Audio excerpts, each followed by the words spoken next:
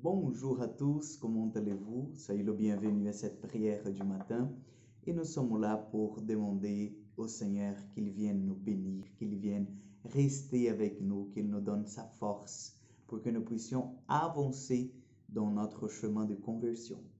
Au nom du Père, du Fils et du Saint-Esprit, Amen. Je vous salue Marie, pleine de grâce, le Seigneur est avec vous. Vous êtes bénie entre toutes les femmes, et Jésus, le fruit de vos entrailles, est béni. Sainte Marie, Mère de Dieu, priez pour nous, pauvres pécheurs, maintenant et à l'heure de notre mort. Amen. Notre-Dame de Lourdes, priez pour nous. Chers frères et sœurs, nous allons méditer l'évangile de Saint Luc, chapitre 16, versets 19 au 31. Luc 16, 19, 31. Il y avait un homme riche qui se revêtait de pourpre et lin fin et faisait chaque jour briller en chair. Et un pauvre, nommé Lazare, gisait près de son portail tout couvert d'ulcères. Il avait bien voulu se rassasier de ce qui tombait de la table du riche. Bien plus, les chiens eux-mêmes venaient lécher ses ulcères. Or, il advint que le pauvre mourut et fut emporté par les anges dans le sein d'Abraham. Le riche aussi mourut et on l'ensevelit. Dans l'Hadès, en proie à des tortures, il lève les yeux et voit de loin Abraham et Lazare en son sein.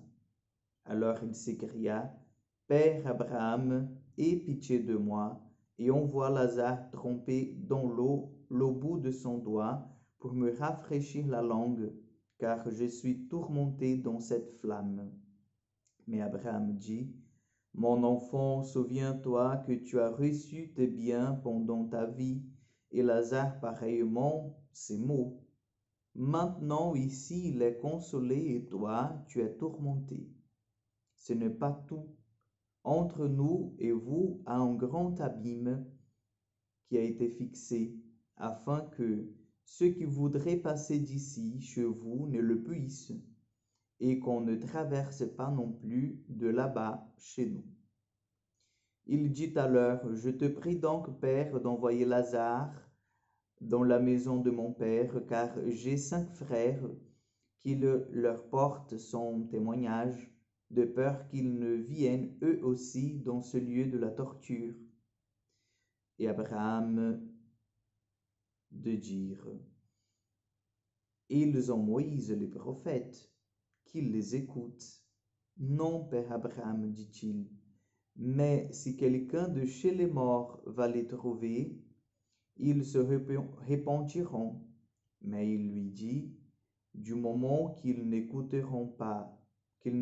pas Moïse et les prophètes, même si quelqu'un ressuscite d'entre les morts, ils ne seront pas convaincus. » Acclamons la parole de Dieu. Et oui, nous avons bien entendu cette petite histoire qui vient nous mettre en fait en garde concernant notre vie spirituelle. Chers frères et sœurs, c'est une réalité. En fait, nous avons cette vie sur cette terre et elle est passagère. Donc nous devons faire attention de comment nous vivons, de comment nous, en fait, nous portons envers nos frères et sœurs, envers même les biens qui nous sont confiés, mais le plus important, envers notre relation avec le Seigneur. Cet homme riche avait tout ce qu'il voulait. Il vivait de fête en fête, il faisait bonbons. Et un jour, il est mort.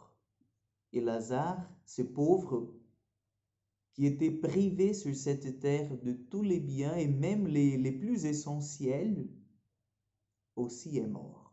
Lazare reçoit le paradis et cet homme riche reçoit en fait comme en récompense l'enfer. Cet homme, il ne va pas à l'enfer parce qu'il est riche, mais il va à l'enfer parce qu'il a vu en fait le pauvre qui était à sa porte, il n'a rien fait. Parce qu'il n'était pas sensibilisé Il n'était pas en fait à la mesure d'avoir cette compassion de son frère qui était dans le besoin. Et la parole de Dieu dit que même les chiens venaient lécher ses ulcères. Donc, il était pauvre, il était malade. Chers frères et sœurs, nous sommes invités pendant cette époque de carême à nous convertir, à voir que nous avons à recevoir la récompense de nos actes ici-bas. Donc, qu'est-ce que nous faisons? Est-ce que nous pratiquons le bien? Est-ce que nous sommes vraiment en fait donnés à la charité, à la pratique de la charité? Ou est-ce que nous vivons n'importe comment? Nous allons recevoir notre récompense. N'oubliez pas, n'oubliez jamais cela.